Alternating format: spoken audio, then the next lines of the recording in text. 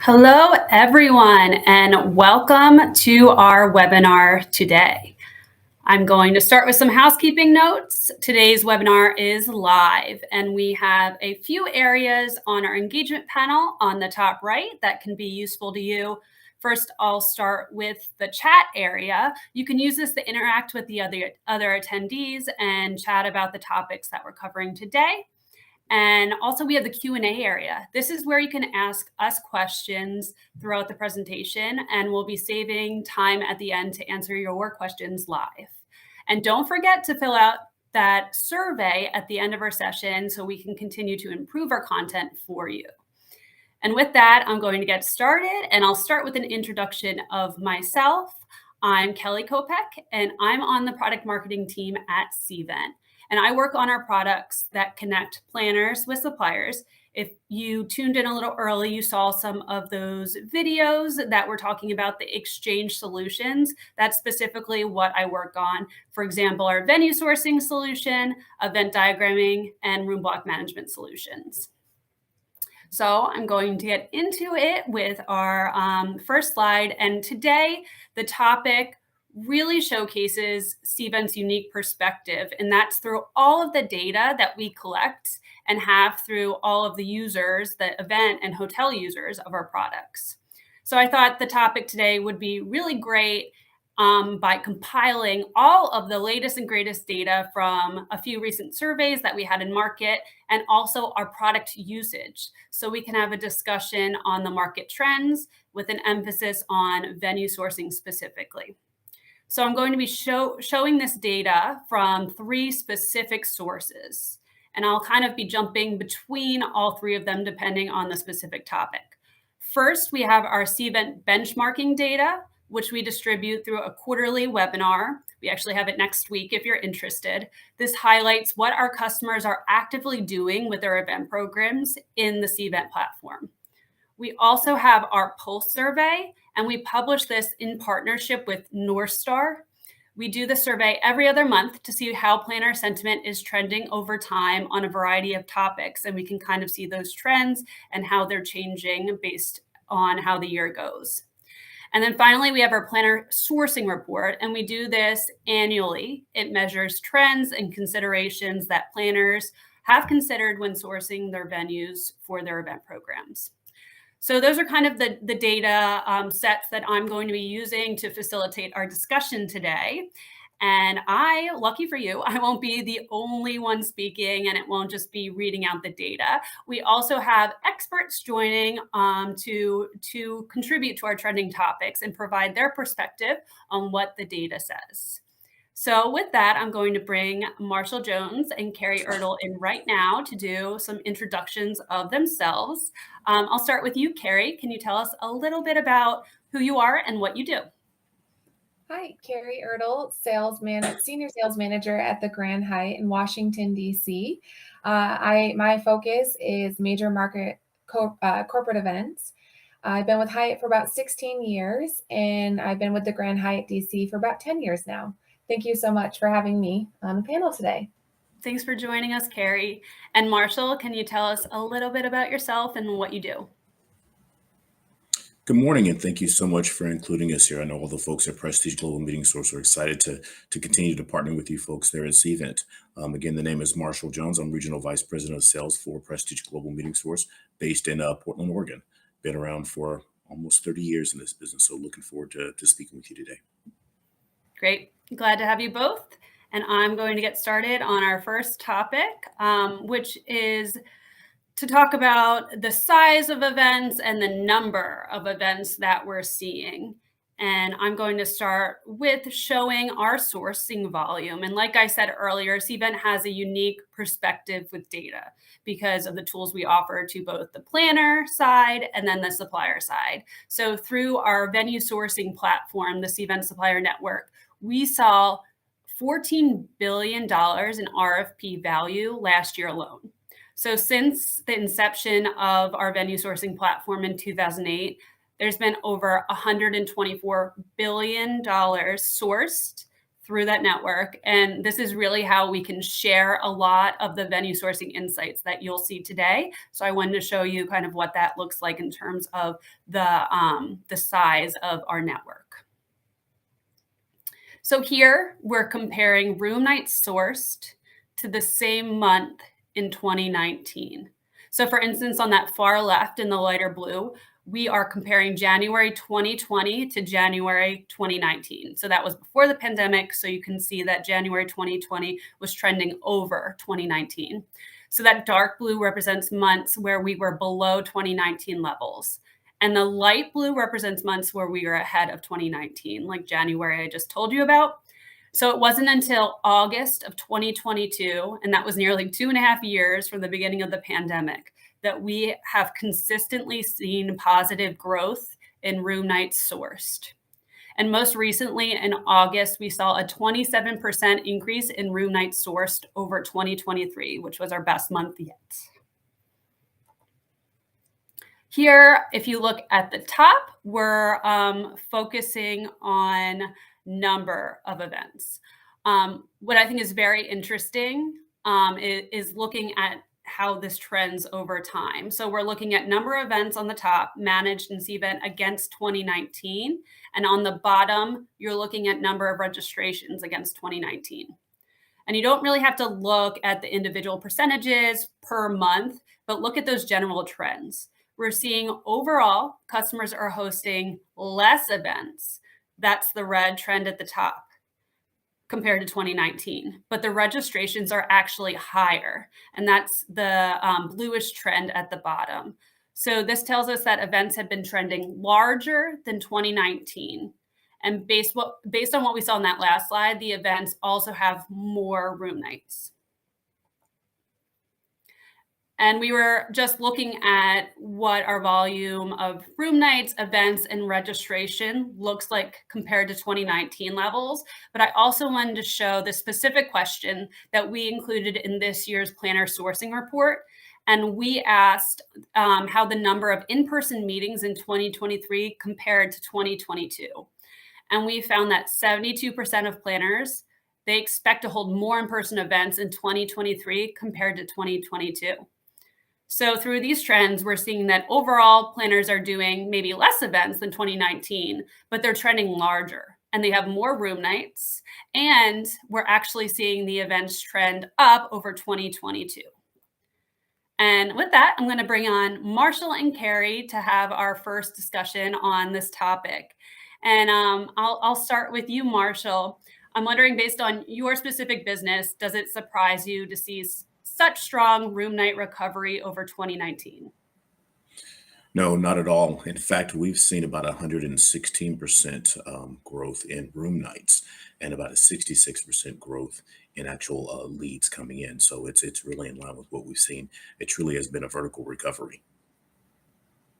Yeah, and Carrie, I'm wondering if that's the same kind of trend that you are seeing in terms of the business coming to your hotel. It's same trend. It's no surprise really, based on all the pent up demand through the years, with all the, organizations having to hold off their meetings for so long for so many different reasons. So it's no surprise to see that, the volume is high, the short-term nature of events are high, but, as you mentioned with the data, it's no surprise really. With the size of the programs, the room nights, we're seeing a lot of groups in-house that are exceeding their numbers and, needing more and more rooms, which is really great. Really refreshing to see those numbers kind of, go above and beyond than what was contracted. But what really isn't surprising is, being in DC and how much, with all the lobbying and the Congress and everything that happens in our area, we expected there to be more pent up demand because of all the cancellations. And, but with that expectation, we weren't really expecting the short-term nature of the corporate events. What we really didn't think about, now with more and more remote employees, what we're seeing is those companies bringing in their associates for more team meetings, collaborating, and bringing everyone together. And then also with our primary and Smurf market, what we didn't expect too is, that they're, with our rates increasing, they're not really quite shying away from holding their meetings as well. So it was a great surprise. And again, those attendees numbers are really blowing through the water. So. Amazing. That's great to hear. And interesting to hear those like different strategies that are taking place too, that you're seeing in terms of maybe like larger events now being smaller, maybe based through different areas throughout the US to bring the remote employees together. So I think that's very interesting. And you mentioned kind of the short-term nature of events. So that kind of brings us into our next topic, which is talking all about lead times and how planners are thinking about events in terms of, when they source and when they have to receive the responses from the RFPs and when that event actually takes place. So I want to show this next slide that is specific to booking windows that we're seeing through our venue sourcing platform. And we know the pandemic clearly had shortened the timelines significantly because we know that planners weren't necessarily during the pandemic looking to book new events. They were canceling or rescheduling. And we've, discussed, we kind of moved on from that and now we're booking new events. So the good news here is when we looked at year-to-date data around booking windows and what we saw in 2019, we're really seeing that the booking windows have normalized. What we're looking at in 2023 is the exact same as what we saw in 2019. So we're looking at 25% of events are sourced more than 1 year out, and about 20% are sourced 2 or more years out. And over half of the events are sourced in the year for the year. So that's really showing where the majority of the events, the booking window pattern. And these are the Pulse results from August, and they show that the majority of planners are sourcing between that 4-month and 12 months out when we asked them when they were sourcing. And that's really consistent with that previous slide we just looked at, where we saw the bulk of planners sourcing in the year for the year or a year out. And this is really interesting because we all know that securing a venue is just one part of the equation. And through the Cvent customer data, we can look at when planners are incorporating their RFP sends, and that's that start of the yellow in what we're looking at. And when they incorporate that RFP send into the life cycle of their event. And depending on the size of the event, you'll notice a difference in the duration of when the RFP is sent until when the event is actually launched. So planners typically send the RFP about 100 days out for those smaller events and about 300 days out for those larger events. So overall, from the creation of an event in Cvent to the start date of the event, the life cycle varies from 117 days for that smaller event all the way to about 330 days for an event with 500 or more attendees. So during that initial event creation date in blue, that is likely when planners begin their discovery and research phase right before they start sourcing. And we know there's a lot of variables when it comes to how far out you're sourcing and then when you're getting your responses back from the hotels. And planners voiced that in our planner sourcing report, and we asked them where they were experiencing the greatest impact when working with hotels. 42% responded that lack of hotel room availability impacted them, with other large impacts being inexperienced hotel employees and slow RFP responses. We talk about the rebuilding of relationships, and that's something that the industry has been really focused on recently. And with that, I'm hoping that Carrie and Marshall can join us to discuss lead times and then how we can really work better together, given a lot of these struggles that we're facing when it comes to sourcing and selecting event venues. So I'm going to start with you, Marshall. And I'm wondering, how far out are you sourcing for clients? And have there been any real holdups or delays in working with hotels? Other than that, everything else. Wow, there's a lot to unpack in that simple question that you asked. Right now, I'm working with programs into the year 2030, 2032. This is part and parcel to the fact that this vertical recovery has caused your first tier cities to fill up quicker. So now clients are having to look at doing multiple years to be able to ensure that they can have the programs. Also, Carrie mentioned something. We're seeing several of our programs have actually consolidated their smaller meetings either into one large conference, or they've taken a large one and broken it down into smaller ones, which has just caused all this extra feeding frenzy for our events that are out there. So it's really been a challenge trying to work with the hotels, because in many cases, no disrespect to our hotel community, but you have a cluster approach now in hotels where you have one person who's representing 4 or 5 hotels. So that means all the leads that we're sending, one person is having to book and cook those, as you say, in the hotel business. They're responsible for the sites, proposals, and everything. So it's definitely a challenge on their side. I think for us to be able to offer ways to make this easier would be simply, we need to be as concise as possible, but we want to be as thorough and include many of the details that we need. I find that I'm casting a wider net now, not because I want to check 2 or 3 hotels. I need to check 2 or 3 hotels because Carrie might be full that week. I need to also include that we have flexibility in terms of time and spacing so that we can have a conversation. I need to pick up the phone and talk to folks, and certainly wouldn't hurt to engage a reputable third party like the folks at Prestige to help speak to Carrie and the folks like her out there. Yeah, absolutely. And that's very interesting. You brought up, how maybe hotels are structured differently, and maybe they have team members who are not in the office and managing multiple hotels, and that wasn't the case before. So Carrie, I'm just wondering, maybe are there any dynamics that are different on your team? And then how do you keep up with the demand and respond by deadlines?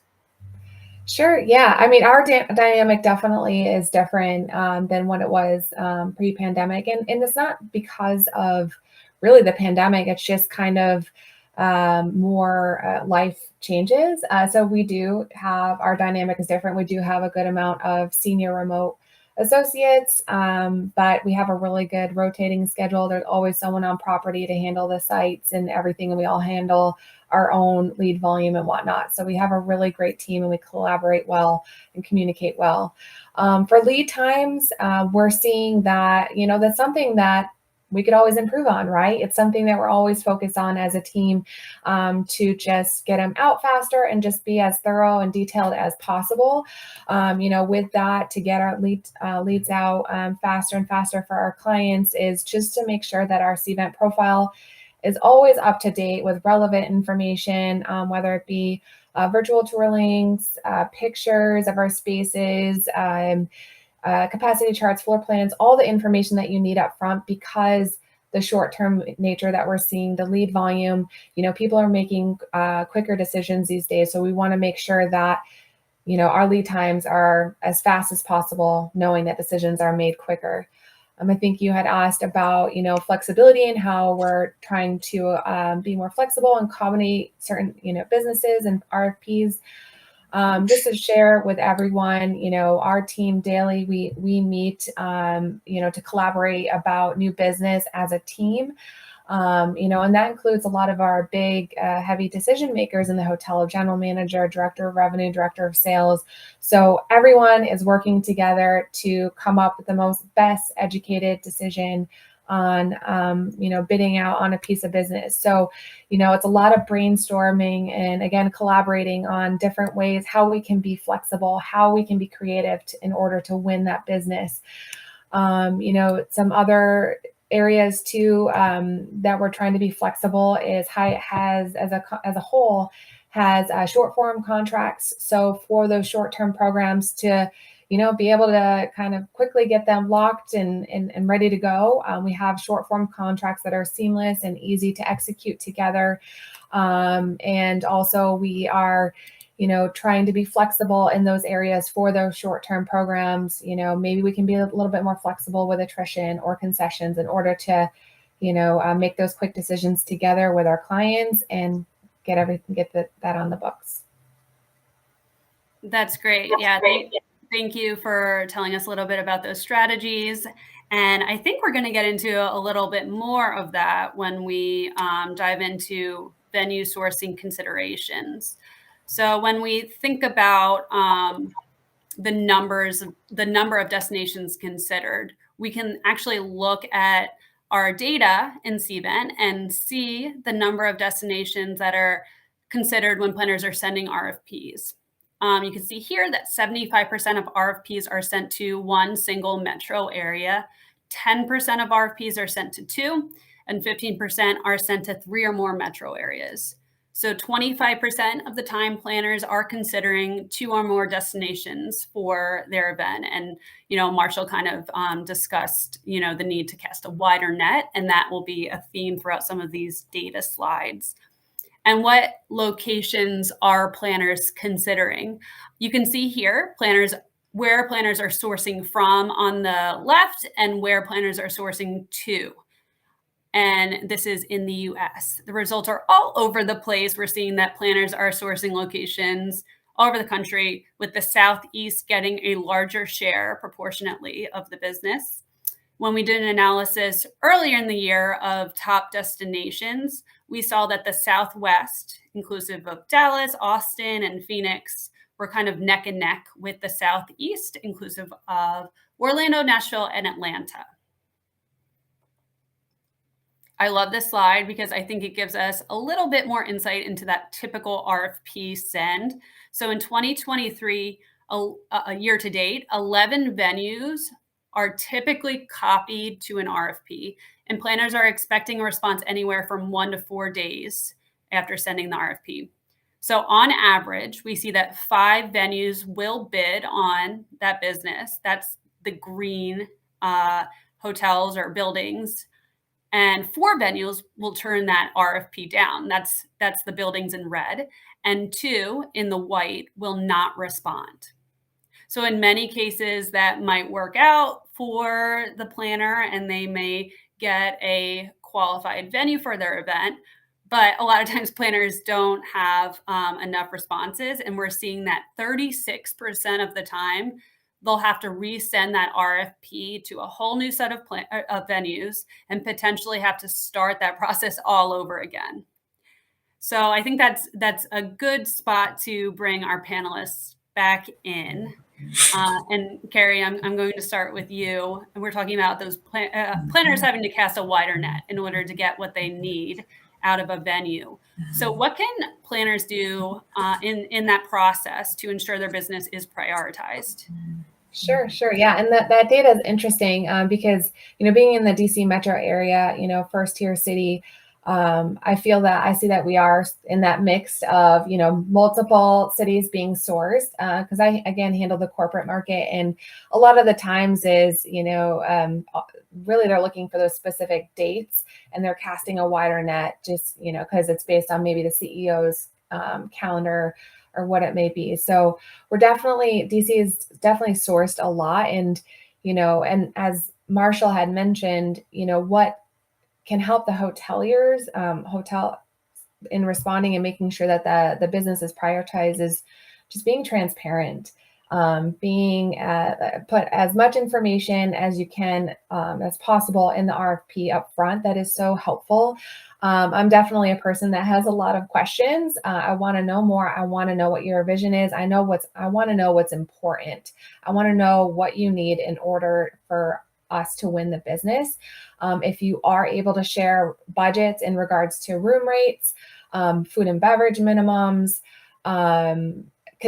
certain concessions that are hot buttons, that's going to help your business be prioritized, because I find myself a lot of the times what's going to delay my responses if I have to reach out through the phone or email and ask questions just to kind of gather more information before I can review with my team and before I can put out an educated bid. I'm having to wait for those questions to be answered. So again, as transparent as possible so I can get my response out as quickly as possible, but also, have all the important information that you're needing to make that, if you are making the decision right away. On the other hand too, there might be some cases where there's so many variables involved, which may be a little bit tricky. There's too much flexibility, but as much information as possible is definitely helpful, and that will prioritize a response. And Marshall, give your perspective on the other side. I want to hear from you some of those strategies on how planners can be efficient in finding the right states, space, and terms that they need quickly to get the venue that they want. Again, another great question. It's hard to pinpoint a silver bullet that's going to actually get us responses quicker because there's so many variables out there affecting things. For example, the comment has been made a couple of times about multiple venues or having to source. Again, I try to capture a wider net to begin with. For example, if you look at the state of Texas, the Austin Convention Center is going to go under a renovation to provide a newer, better facility. It's going to be offline for a couple of years. Well, at the same time period, you have a couple of other convention centers, Dallas and some others that are doing some renovation around the same time. So now that's going to impact availability in those locations. So first of all, I mentioned it earlier, having a third party consultant to assist you and be knowledgeable of this type of information is certainly going to help you because you need to be able to know what's going on out there. But at the same time period, you have to be flexible to adjust your timing because things like this are going to adjust. Maybe there was a citywide that was in over this time period. Now they have to relocate to another area that's typically a soft time period. That now is a high demand time period for the area. So as I mentioned earlier, you're seeing second and third tier cities come up. Historically, these have offered more of a campus-like approach and a little bit more value. Well, now they are truly first tier cities. So again, we want to try to be as concise as possible in the RFP because folks like Carrie are seeing 10 to 20 or 30 a day. At the same time period, you want to provide as much detail as possible to help her make a decision. It's a balancing act between too much information and not enough because, again, of the volume that's coming there. I still say it's all about the relationships. We need to make sure that we're out in the field talking with folks to ensure that we are aware of one another's needs. Thank you. Yeah, no easy answer. It's tough, but I think rebuilding relationships, establishing, relationships with hoteliers that may be newer, leveraging NSOs. I know that that's a big one as well that we haven't really talked about. There's a lot of strategies, I think, to build that relationship and be able to get what you need. And you brought up something very interesting, and I think we can probably do this analysis with our data, but the fact that second and third tier cities are now kind of becoming those first tier cities, I think there's something we can probably look into through our data to show just like how that trend is normalizing, because I do think that's true. Our first tier cities aren't necessarily the go-to anymore. So I think we're going to do a little more analysis on that. And next time I'll be able to share what that looks like. Okay, thank you. Yep. And now our topic, budgets and cutting costs. And I'm sure we'll have some opinions from the panelists in a little bit, but right now I'm going to share what planners are concerned about with their 2023 meetings and events programs. And we found out that economic factors like inflation ranked number one, no surprise there. And you can also see that budget and resource limitations ranked very highly as well at number 3, and hotel rates ranked at number 4. And we asked also what trends will shape priorities in 2023 and 2024. We saw that nearly 50% of planners from our Planner Sourcing Report say that cost-saving measures are number 1. And you can also see that rebuilding relationships, that's right in kind of the middle of all the responses, are still very much top of mind. We also dove into budgets in that same report. 81% expected budgets to somewhat increase, that's the purple, increase, that's the blue, or significantly increase, and that's the turquoise. So that's 2023 compared to 2022. Then we also wanted to look ahead to the next year. We asked respondents through our Pulse survey if they anticipate their event budget to increase. So if you look on the left, 44% expected their budget to increase, while 16% thought it would decrease. 40% said it would probably stay the same. And for that 44% that thought their budget would increase in 2024, The majority thinks that budget will increase between 5% and 15% from 2023. We also wanted to look closer into that 16% that said their budget would decrease next year. And I'm sure there's some implications into, what industry they're in, but, they're not just thinking their budget will decrease a little bit. They, nearly half of that 16% thought their budget would decrease more than 15%. And overall, planners are willing to pay more for their venue, and they may be finding other places to cut. We found that 49% say they would increase their budget by up to 20% to book a preferred venue. So I think with all of that data, there's a lot to dive into here. So I'll bring our speakers back on to discuss that a little bit more. So Marshall, are you seeing budgets increasing to match inflation? And where should planners prioritize and where should they look to cut? This has probably been one of the most discussed topics on my calls with clients. Some organizations, of course, have scaled in keeping up with economic trends, but most have budgeted below what's needed due to inflation. So we found that we again have to be creative and flexible in our approach.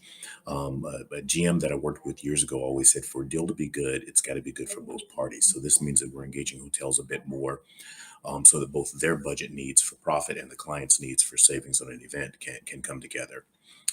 First and foremost, I would say you mentioned earlier about the GSOs. Working with GSOs to potentially move share for a brand can help you get some cost savings. Certainly looking at multi-year programs or multiple programs can help. We found that engaging with your local CVBs has been an area that is probably overlooked. Many have subsidies or T-bids, H-bids, whatever you call it, but they are funds set aside to help alleviate some of this extra burden that customers are feeling when they're coming to some of the locations.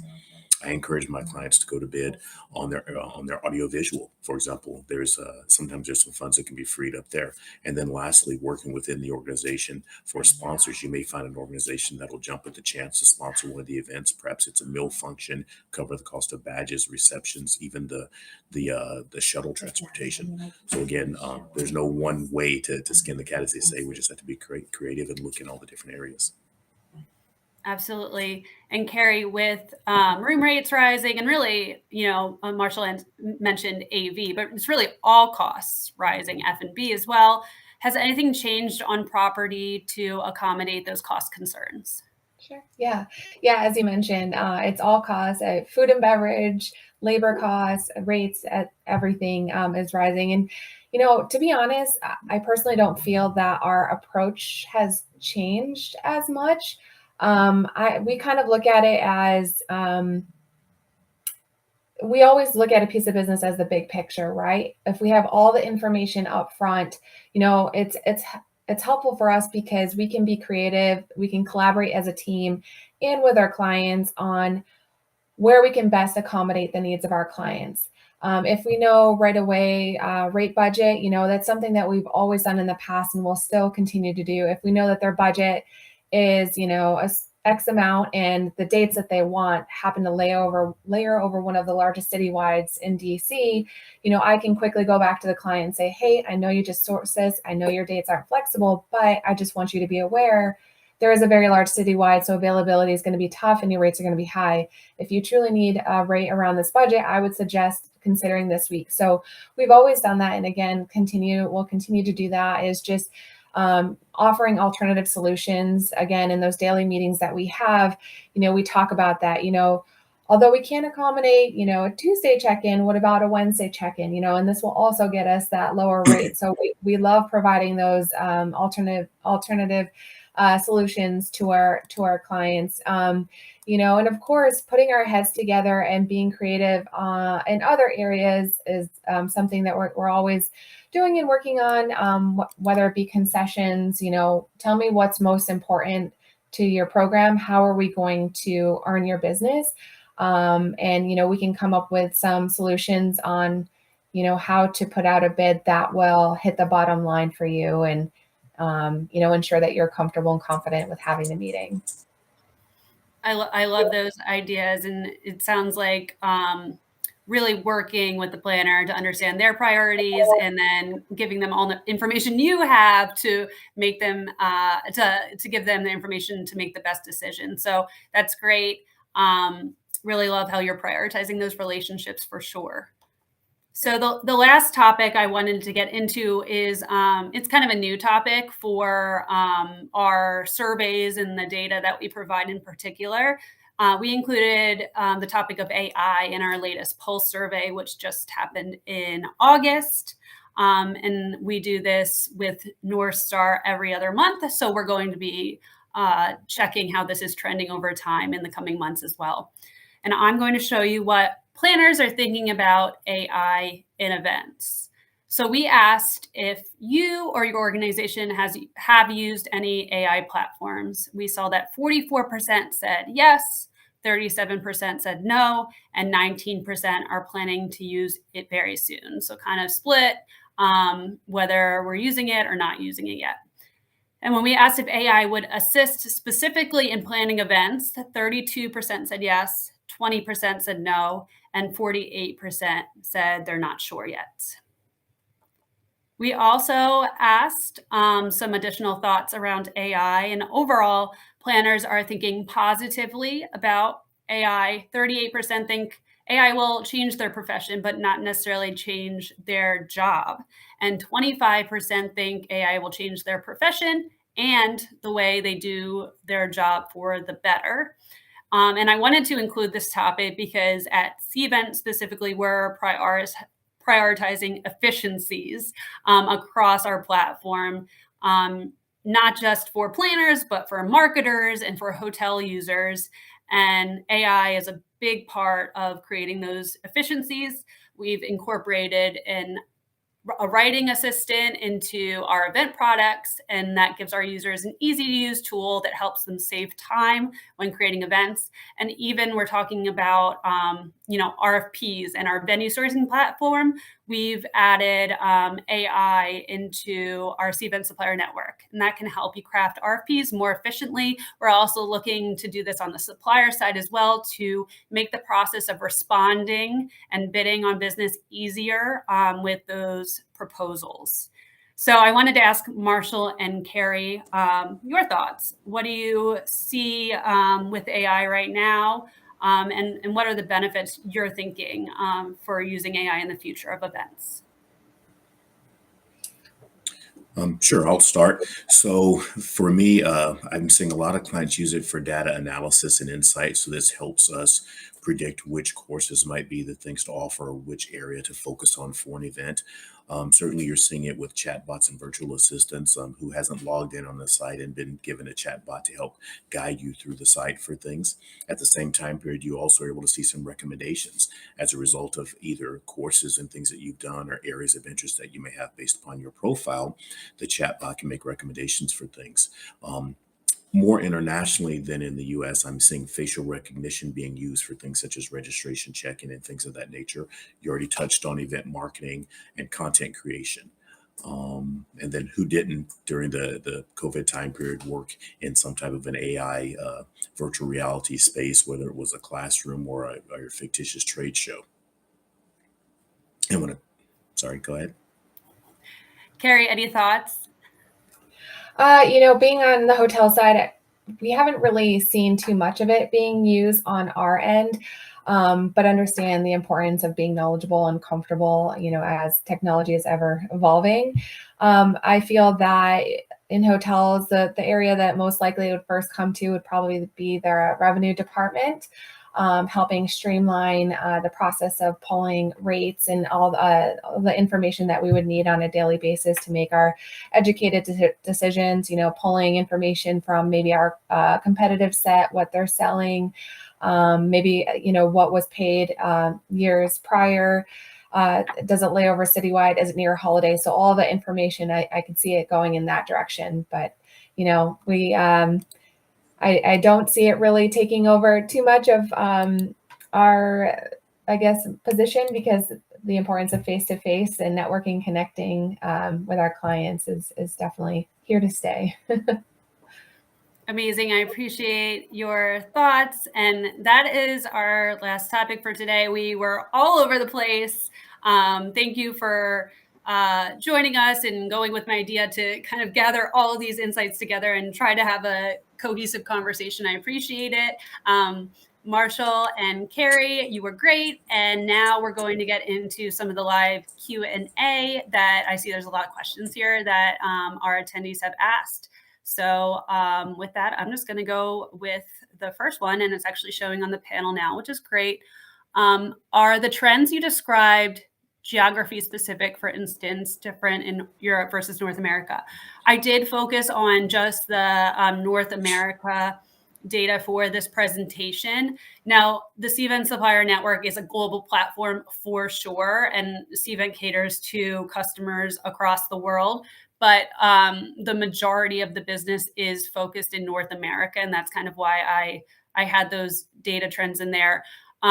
What I do know is we're seeing, I have some data on the rate differences and then how the rates are going up. And I know it does vary from country to country. I can get you those specific numbers, or you can join us next week for our webinar that kind of dives into the regional specifics. I just didn't get to it in this presentation. I'd be happy to send you that deck for next week, or you could join us live for that webinar.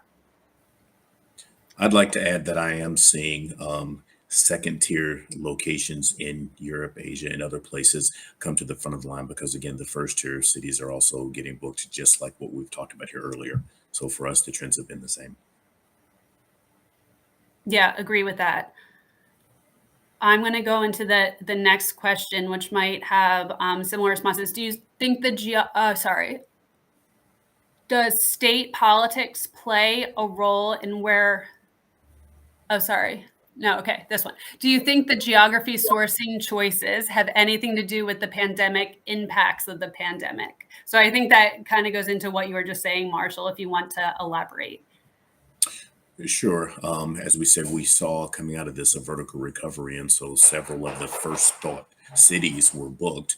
And because of the pent up demand, many people, due to lack of availability out there, booked multiple programs or multiple years, which has created this feeding frenzy. And you're seeing second, third, and fourth tier cities now get an opportunity at programs they might not have otherwise received.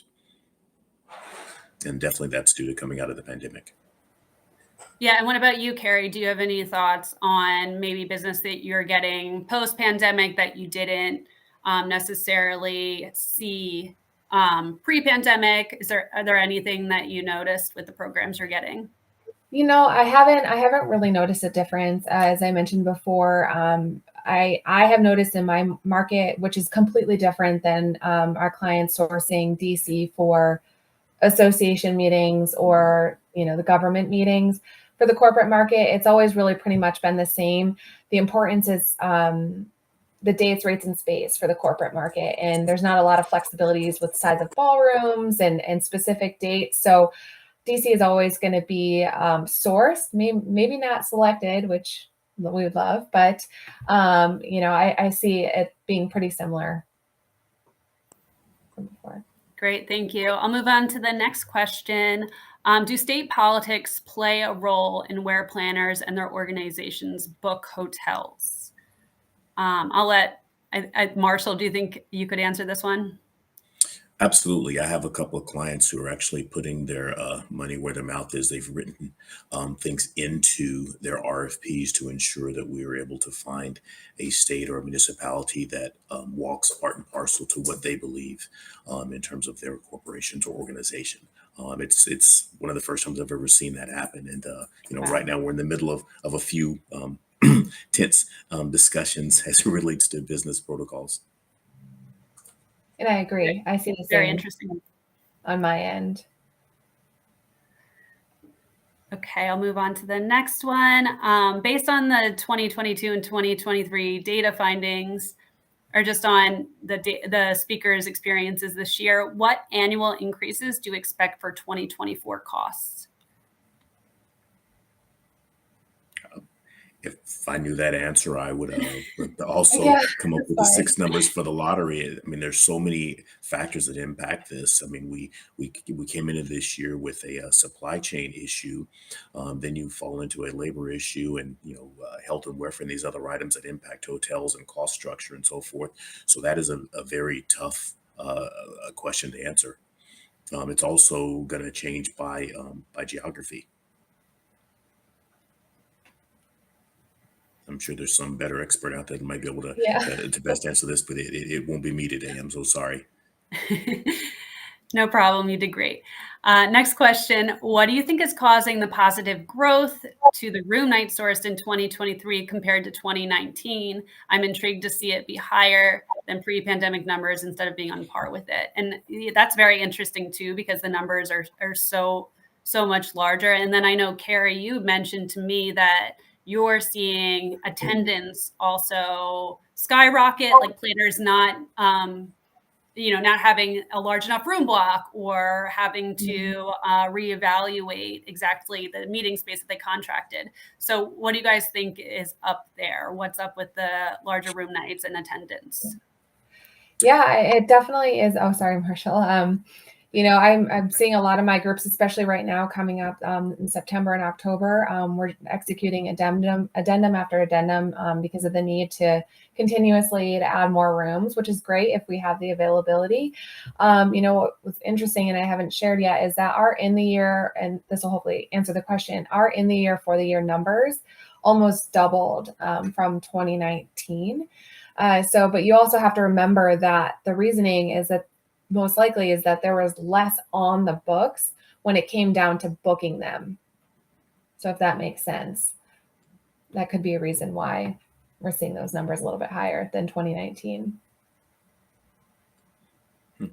For me, it's been a little bit of what Carrie said earlier. We've got folks that have been working together for a year or 2 years, and they haven't been able to meet. So the opportunity to have a meeting near where they physically live versus having to go to an office and so forth has increased the attendance for meetings. I've also had some, for example, I just booked a meeting in Lisbon, Portugal. We booked it for 100 people, and we doubled the number of people because the location was a place that was also a hot location that folks wanted to see. I think coming out of the pandemic, and I hate to keep bringing it up, but coming out of the pandemic, there's this pent up demand for folks who want to see something different than their four walls, and the wife and the 2.5 kids and the dog, right? So they're ready to get on a plane and go out and start traveling again.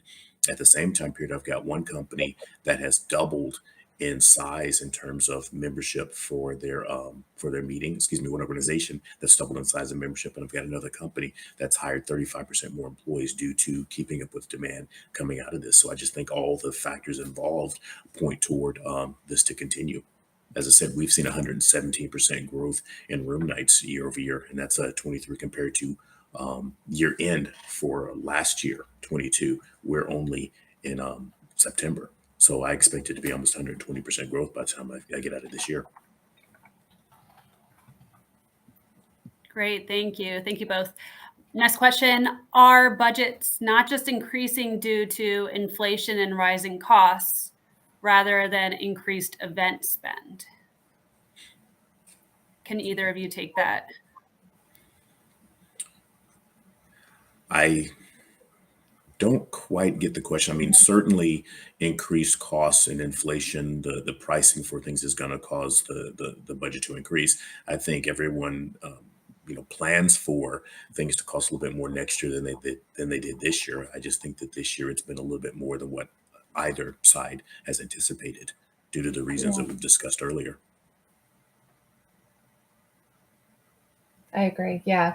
I mean, I just, of course, sure, the rising costs, like we discussed, rates, labor, food and beverage, but increased event spend could mean so many different things. We talked about, I see a lot of groups, they may put an RFP out for a larger, say, annual sales kickoff. And you know what? Just to make it easier for everyone for planning, maybe save on costs, they may piggyback certain meetings just to everyone's going to be there. Our leadership, we could, so it may increase the event spend for that. I fear, maybe saving in some areas, but also increasing that particular event. Yeah, I'll give you a real example. I'm working with a client and we're going to go to New York for an event. Several of the hotels no longer offer the use of their meeting space in food and beverage as a result of coming out of the pandemic. I think we lost something like 20 or 25% of the inventory in the city.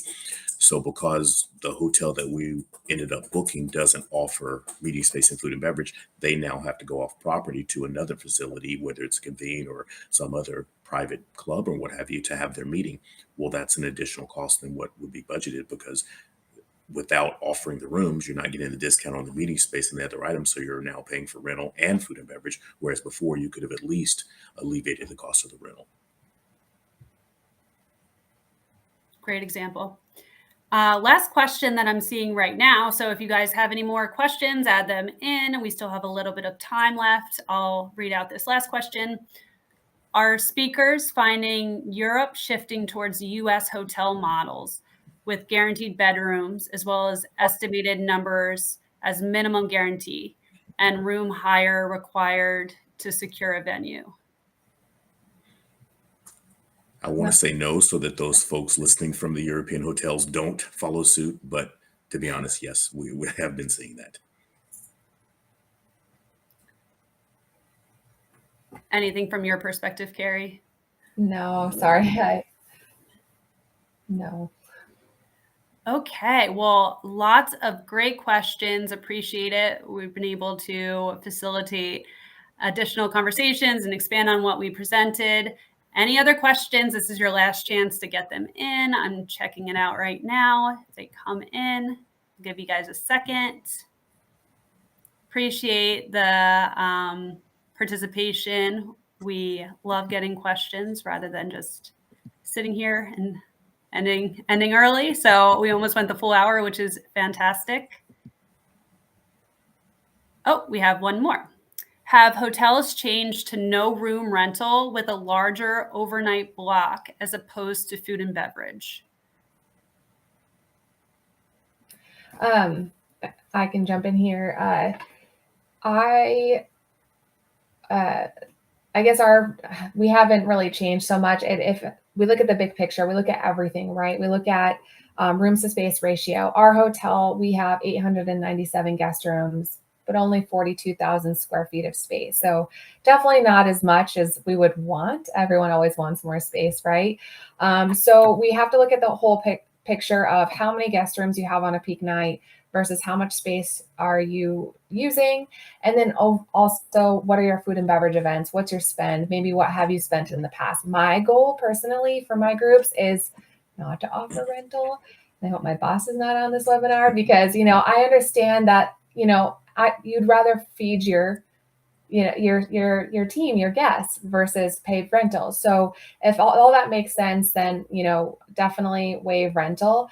The only times where it comes into play, maybe in my area, is, again, I handle the corporate market. So a lot of the times the corporate market's bringing in outside audiovisual. They're bringing in furniture, lounge seating. So they need 2 full days of setup, on the front end, or even tear down. And there's no sleeping rooms to kind of match taking out that space. So that's where rental will come into play. But, if the agenda makes sense, the flow makes sense with the food and beverage spend, my goal is always to waive the rental. We love that, and we appreciate that. For me, it really is about what Carrie just said, is to focus on the RevPOR, which is the total revenue associated with the program. My job is to ensure that I provide the hotel with as much information about my client and the value that the program represents, so that we can make the best decision. As I mentioned earlier, the hotels are trying to achieve their profit model, while my clients are trying to come in under budget. So hopefully, in introducing all of those factors and details, it helps us come to a favorable decision for both the client and the hotel, and alleviate room rental. Great, thank you. And I think that was the last question. Less than the next 30 seconds, I see another one. We're going to end on that question. I want to thank Marshall and Carrie again for joining us. This is a great panel. I'm glad that we could have this talk. So thanks again for joining. Hopefully we could do it again soon. Thank you so much.